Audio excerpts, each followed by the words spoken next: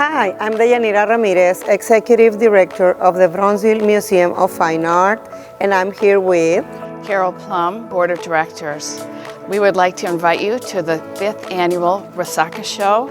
That show is going to start on August the 12th. It's going to stay until September the 9th. We're going to have 20 artists participating, so we invite all the community to visit the museum starting on August the 12th. The Resaca Show, the 5th Annual Resaca Show, is starting August 12th here at the museum. Well, we are actually exhibiting a lot of paintings from the community. People are giving their impressions and their creative ideas about the beauty of the Resaca area that really harbors a lot of wildlife, flora and fauna from the area. The RGV is the only area in the world that actually has these natural resacas. These resacas are actually ancient footprints of the Rio Grande from thousands of years ago. The 5th Annual Resaca Art Exhibition opening August 12th, and it runs until September 9th. I'm very excited because this is my first solo museum exhibit. I've been exhibiting since the early 80s, but this is very special. The museum put out a call for exhibits, and I heard that the museum was lovely. My husband had been there, and so I entered and they chose me, and I'm really thrilled about that. The name of the exhibit is The Meditative Activist. My work is very meditative because it's stitching, it's embroidery. So I do all the work by hand. I design everything by hand. But the activist part is that I've taken what is ordinarily a traditional women's work and I've used it to address contemporary themes. I did a piece about doctors and nurses who had to wear handmade masks during the pandemic because we didn't have enough PPE for them. And one of my major focuses is about the environment. I've done a lot of pieces about nature, and there are 4 pieces in the show called Focus Earth. And it's wildflowers, butterflies, birds, and insects. And those are meant to be celebrations of what nature offers us, and in hopes that people will think about conserving what we already have.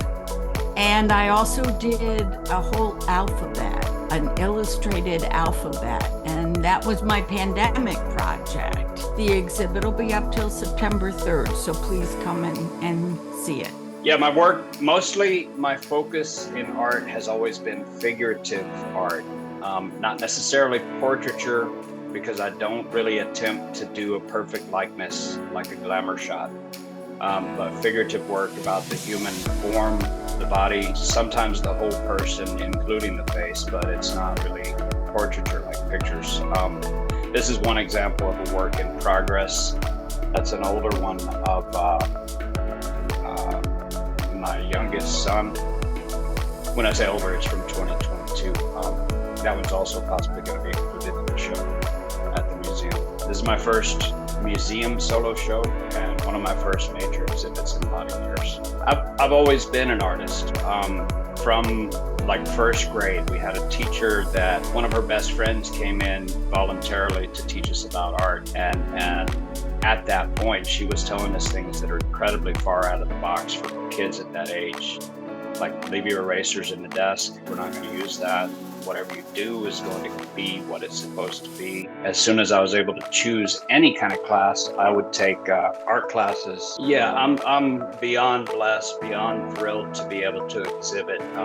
Just the opportunity to have this show has been something that has pushed and pulled me into really thinking hard about what my art is and the discipline of creating, I think, 22 new works that are 4 foot tall, 3 feet wide, and just continually. My brushes have not dried out hardly at all in the last 6 months. The opportunity to exhibit in a museum is something I never really even considered. A friend of mine on Facebook told me I needed to apply if she had seen some of my work. So thank you, RZ. And I went through that process and here it is, you know. And to support an artist, any artist, look at their work, copy their stuff on social media, If you can buy work, I have originals and prints for sale. I'm available for commissions, and I can do portraiture. I can do this and that and the other, but I think a meeting of the minds for commissions, you'd be very pleased with what you end up having. I don't sign anything that I'm not really proud of.